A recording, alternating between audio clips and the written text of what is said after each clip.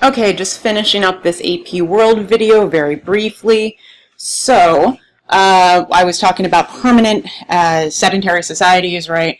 Okay, so, again, we'll talk about this much more in class, but, the ultimate idea is that these cities start to show some of the really sophisticated, organized way that these cities are coming together.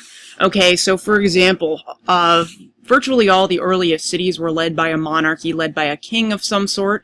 We will talk in class about Hammurabi, one of the most well-known early kings.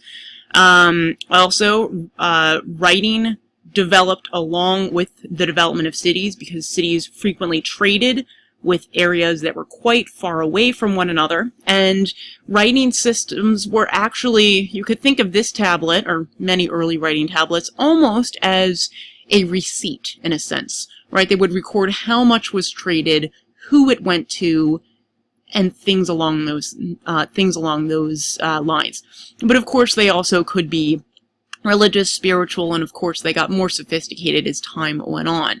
Also, they are used to record history, right? So, if you win a particular battle, you would write it down, okay? But of course, there's a bias associated with this, right? If you lose terribly, you're probably not going to want to celebrate it.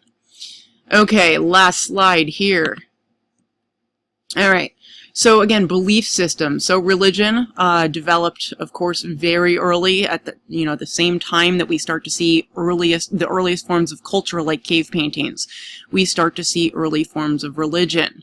Okay, priests were quite well regarded socially in societies. They tended to be very high up on the totem pole socially, right?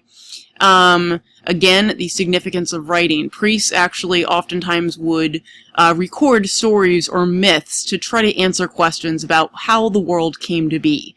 Alright, so, and again, of course, they varied by region, and we can do case studies of some significant myths as well in class.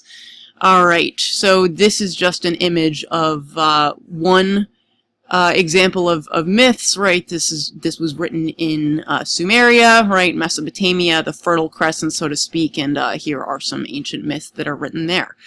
Now this chapter, again, is pretty general in nature. You probably knew a lot of this already, but I just still wanted to do this flipped classroom video so that you sort of know where we're going, the direction that this chapter is heading in. And also, I would just like you to keep in the back of your head that the History of the World in 6 classes assignment is going to be due next week, the second week of classes. And you most likely see many connections to this early chapter and the development of these beverages that were discussed in the book. Again, we can leave that to a discussion in class. So hopefully this was helpful to you. If you're not in my AP World class, by all means, subscribe or leave a comment below. Thanks.